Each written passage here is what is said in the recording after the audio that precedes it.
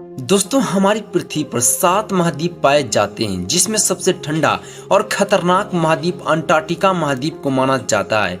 यह महाद्वीप सबसे दुर्गम और मानव बस्तियों से दूर जगह पर स्थित है। दोस्तों अंटार्कटिका में साल के लगभग सभी महीनों में खतरनाक तूफानी हवाओं का राज होता है और अंटार्कटिका के समुद्र में बर्फ के बड़े बड़े पहाड़ तैरते नजर आते हैं। अंटार्कटिका का यह दृश्य देखकर दुनिया का कोई भी इंसान वहां जाने का हिम्मत नहीं जुटा पाएगा।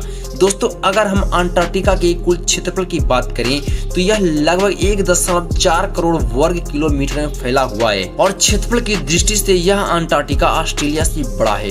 दोस्तों 7 महाद्वीपों में से इस महाद्वीप की सबसे खास बात यह है कि यहाँ बारिश सबसे कम होती है। अंटार्कटिका की औसतन बारिश की मात्रा लगभग 250 मिलीमीटर है, जो बहुत ही कम है और इसी वजह से इसे पृथ्वी का सबसे ठंडा रेगिस्तान माना जाता है। दोस्तों अंटार्कटिका के हालात ऐसे हैं कि यहाँ जीवन की कल्पना करना भी मुश्किल है। पूरी तरह बर्फ की चादर से ढके इस महाद्वीप पर जीवन की तलाश में पहुंचे वैज्ञानिकों की बड़ी सफलता हाथ लगी है। ब्रिटिश वैज्ञानिकों को बर्फ के करीब 900 मीटर नीचे अस्थायी जीव मिले हैं। 900 मीटर नीचे जीवन देखकर वैज्ञानिक भी हैरान है। दोस्तों मैं आपको बता दूं कि अंटार्कटिका महाद्वीप पर इंसानों की बस्ती है ही नहीं या फिर बहुत कम, जिसका सबसे बड़ा कारण यह है कि अभी तक किसी देश ने अंटार्कटिका महाद्वीप पर अपना दावा नहीं ठोका है। हालांकि कुछ वैज्ञानिकों के अनुसार यह स्थिति भविष्य में भी बनी रहेगी, इसका कोई भी गारंटी नहीं है। दोस्तों अंटार्कटिका को इसलिए महत्वपूर्ण माना जाता है क्योंकि यहाँ विभिन्न प्रकार के वैज्ञानिक प्रयोग किए जा सकते हैं और वैज्ञानिकों ने वहाँ पृथ्वी के चुंबकीय विशेषताओं जैसे कि समुद्री हलचल, महासागरीय जलधाराएं और पृथ्वी के विभिन्न प्रकार की प्रजातियों पर रिसर्च किए हैं। दोस्तों अंटार्कटिका की बात हो और हमारे प्यारे भारत देश की बात न हो, ऐसा तो हो ही नहीं सकता है। भारत ने अंटार्कटिका में मैत्री नाम का स्थायी वैज्ञानिक केंद्र बनाया हुआ है जो भारत की तरफ से अंटार्कटिका में रिसर्च करता है।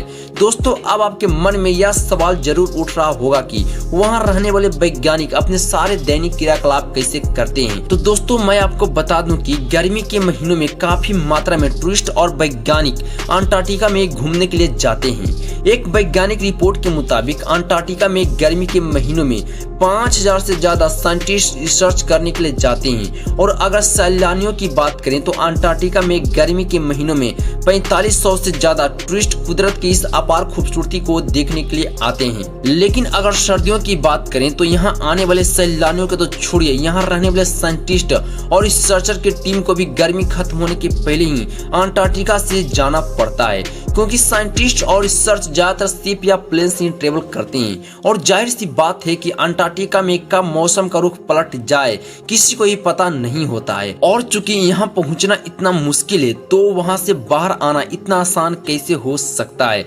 जब तक शिप या प्लेन नहीं आती वहाँ से वापस आना नामुमकिन है। फरवरी से अक्टूबर के महीने में लो विजिबिलिटी के चलते फ्लाइट भी नहीं चलते हैं, इसलिए जब वहाँ कोई फंस जाता है तो वापस जाने के लिए आपको गर्मियों का इंतजार करना ही पड़ेगा, तभी आप अंटार्कटिका से वापस आ सकते हैं। लेकिन दोस्तों इतनी सारी मुश्किलों के बावजूद जिंदा दिल वैज्ञानिक और रिसर्चर की टीम वहाँ सर्दी में भी डेरा डाले रहते हैं और अपनी रिसर्च जारी। इंटरनेशनल रिसर्च स्पेस के आधार पर अंटार्कटिका में America, Argentina, Japan, Saudi Africa, UK, China और भारत सहित कई देश के लगभग 70 से ज्यादा अंटार्कटिका में रिसर्च स्टेशन बना हुआ है।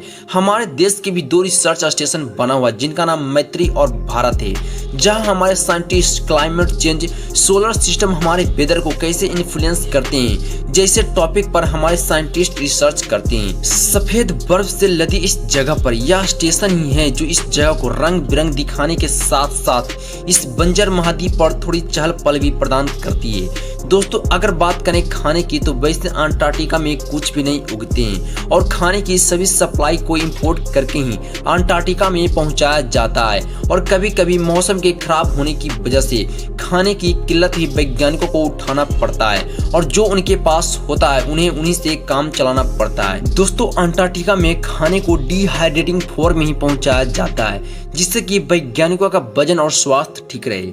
इसके अलावा अंटार्कटिका में रहने वाले वैज्ञानिकों के पास एक बोट और मछली पकड़ने के लिए एक नेट भी होते हैं, जिससे वह मछली को पकड़कर अपने भोजन की आपूर्ति करते हैं। पीने के लिए फ्रेश वाटर का स्रोत ढूंढना यहाँ बेईमानी है, इसलिए फ्रेश बर्फ को ही पैराफिन स्टोव पर पिघलाकर ही पानी का बंदोबस्त किया जाता है, जिससे वह उसी पानी को पीते हैं और इसी पानी से नहाते हैं। दोस्तों, अब आप सोच रहे हों कि इतनी भयंकर ठंड में नहाने की क्या जरूरत है या फिर यहाँ कौन ही नहाता होगा।